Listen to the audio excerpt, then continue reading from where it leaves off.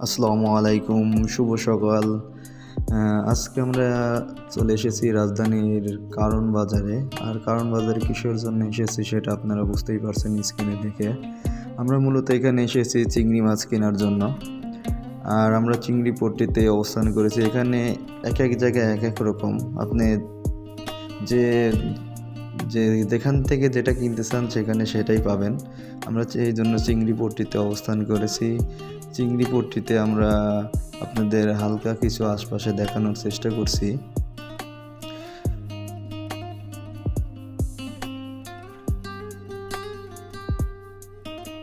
আমরা এখন চিংড়ি মাছ কেনার জন্য একটু দরদাম করতেছি আর কি।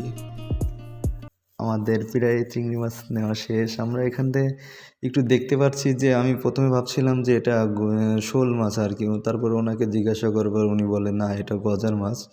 আসলে মাছ চিনতেও অনেক কষ্ট হয় আর কি। আমরা ওইভাবে সব মাছের সাথে পরিচিতও না। আমরা এখন চলে এসেছি কাঁচাপট্টিতে। সবাই এখানে ব্যাগ ভর্তি করে বাজার করেন অনেক তৃপ্তি নিয়ে, কারণ এখানে বাজার করতে নিজের ইচ্ছা মতোই সব কিছু কেনা যায়, নিজের চয়েস মতো সাশ্রয় মূল্যেই নেওয়া যায় আর কি। বাইরে থেকে আমরা যে দামে কিনি কিন্তু এখান থেকে এসে অনেক সাশ্রয়ী কিনতে পারি। আমরা কিছু সবজি নেওয়ার জন্য সবজি পট্টিতে ঢুকেছি। দেখা যাক আমরা কিছু সবজি নিয়ে এখান থেকে বের হব। আমরা সামনের দিকে আগাচ্ছি। আমাদের সব কিছুই কেনা প্রায় শেষ। আমরা এখন বাসার উদ্দেশ্যে রওনা দিব। এখন এখানে কাঁচাপট্টিতে প্রায় শেষের দিকে আপনাদের একটু দেখানোর চেষ্টা করছি।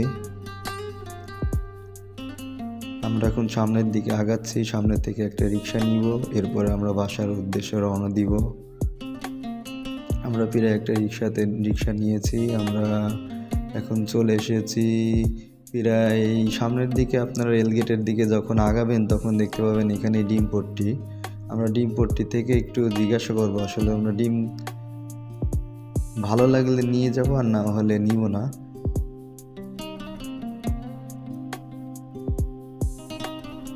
তবে এখানে রিক্সাওয়ালা আমাকে বললাম সামনে একটু দাঁড় করাবেন। আমরা আসলে জিজ্ঞাসা করবো যে এখানে ডিমের দামটা কেমন।